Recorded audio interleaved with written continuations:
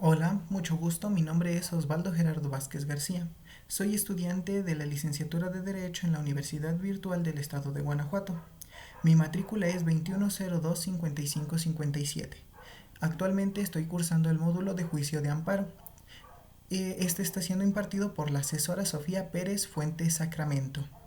Y a continuación daré contestación a los planteamientos hechos en el reto 2, la jurisprudencia, con fecha del 28 de julio de 2023. Para comenzar, hacer mención que en este reto se nos dieron a analizar 3 tesis de jurisprudencia para que pudiéramos contestar 5 planteamientos.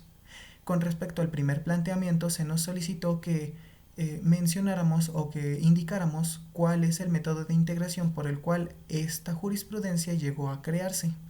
Al analizar esta tesis de jurisprudencia pude notar que el método de integración por el cual ésta llegó a existir es el método de reiteración, ya que según la ley de amparo en su artículo 224 nos menciona que cuando una jurisprudencia sea sustentada unánimemente por al menos 5 sentencias no ininterrumpidas y que haya sido establecida por tribunales colegiados de circuito, existirá esta tesis por medio de jurisprudencia de reiteración.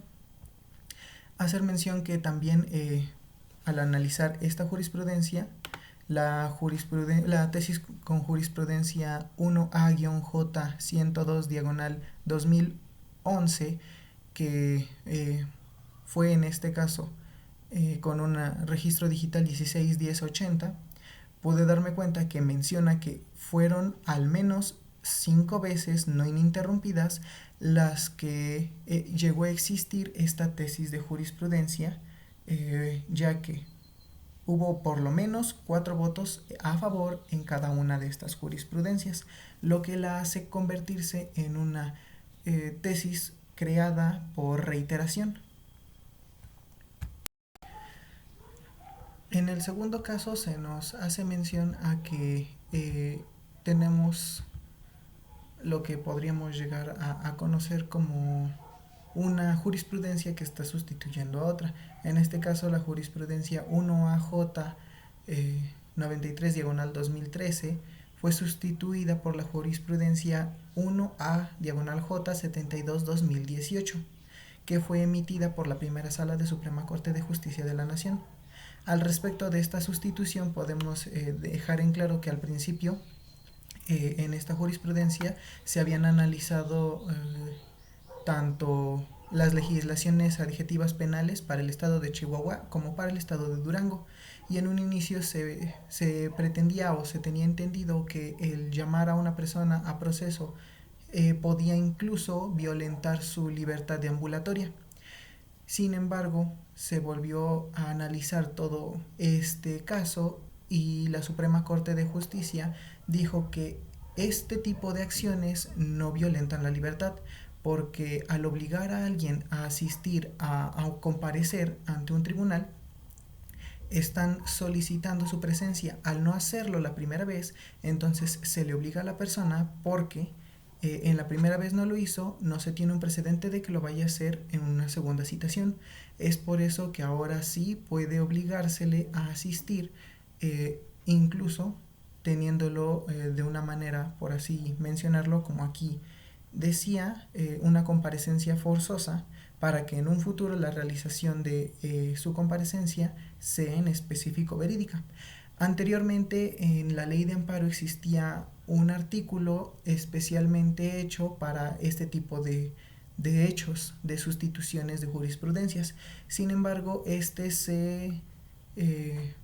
se abolió o se derogó con la reforma que se hizo en el Diario Oficial de la Federación en julio del 2021, razón por la cual ahora la ley de amparo no habla acerca de una sustitución de jurisprudencias.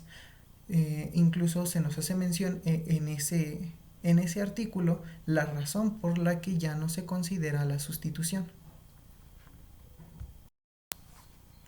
Para el caso de la tesis por jurisprudencia 145 diagonal 2000, el caso 3, se nos hace mención de que esta jurisprudencia, su aplicación no viola la garantía de irretroactividad de la ley. Esta jurisprudencia ha sido hecha por la Suprema Corte de la Justicia de la Nación trabajando en el Pleno, lo que significa que, tal como lo menciona el artículo 217 de la Ley de Amparo, la jurisprudencia del Pleno de la Suprema Corte de Justicia de la Nación va a ser obligatoria para sus salas, pero no lo será la de ellas para el Pleno.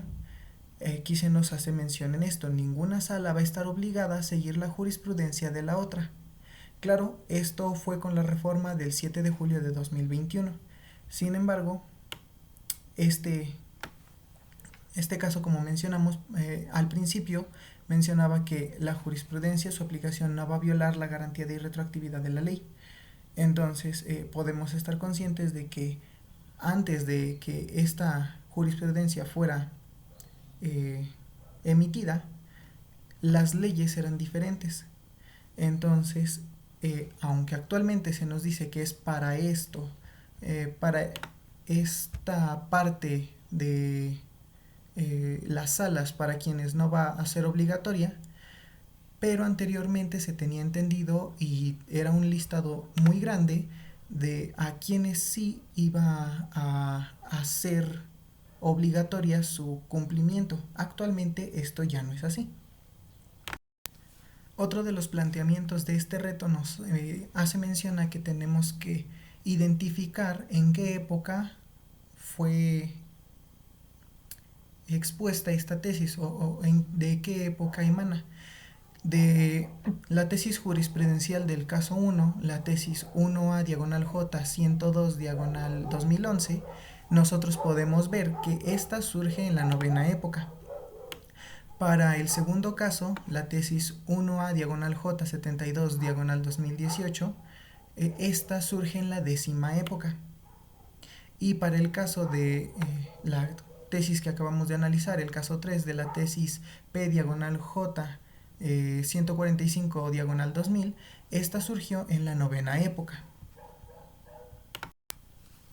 De igual forma, se nos solicita que con respecto al caso 1, nosotros analicemos y comprendamos si verdaderamente esta tesis jurisprudencial está cumpliendo con lo que la ley de amparo indica con respecto a los votos, ya que, como mencionábamos hace un momento, el artículo 224 de la ley de amparo nos indica que para que una tesis pueda llegar a existir por reiteración, nosotros tenemos que ver que ésta haya sido sustentada unánimemente 5 veces, por lo menos con 4 votos. Y al analizarla, la facultad de atracción del 10-2007 de esta tesis nos hace mención de que el 11 de julio de 2007 fue por unanimidad de 4 votos. Cumplió lo primero. La facultad de atracción del 78 de 2010 nos menciona que de igual forma el 29 de septiembre de 2010 fue por unanimidad de 4 votos. La facultad de atracción 120 diagonal 2010 hace mención que el 27 de octubre de 2010 también tuvo unanimidad por 4 votos. La facultad de atracción 168-2010 nos hace mención de que para el 19 de enero de 2011 la unanimidad igualmente fue de 4 votos. Y para la última vez que se analizó, la facultad de atracción 13-2011 nos hace mención de que el 9 de marzo de 2011 fueron 5 votos, fue un voto más. Entonces podemos entender que la unanimidad se cumplió y la cantidad de votos también, porque en la ley de amparo, en el artículo 224, nos hace mención a que deben de ser 4 votos. Aquí podemos ver que aunque en el último no fueron 4, fueron 5, pero se cumple con lo que se solicita en esta ley. A manera de conclusión, gracias a esta lección, en especial a este reto, pude entender y pude llevar a la práctica entender lo que es una jurisprudencia. Anteriormente las habíamos analizado, las habíamos estudiado, sin embargo no conocíamos a profundidad cómo debían de ser emitidas, ni tampoco las características que éstas debían de tener. Al inicio de este módulo o de esta lección nosotros pudimos entender lo que era una jurisprudencia. En este caso, de acuerdo con Bourgeois 2001, es la consideración, interpretación, razonamiento o estimación jurídica que hace una autoridad en un sentido uniforme interpretativo en relación con algunos casos concretos, como los que ya acabamos de analizar. Entonces, puedo argumentar que verídicamente, gracias a este reto, pude entender cómo funciona una jurisprudencia, qué es lo que debería de tener para poder ser considerada, por ejemplo, como una jurisprudencia por reiteración, cuáles son esas características, en especial ese proceder que debe de seguir para que pueda ser emitida, y también las razones por las que en algunas ocasiones va a ser sustituida o incluso va a dejar de existir y se va a emitir una diferente, tal como lo menciona la ley de amparo.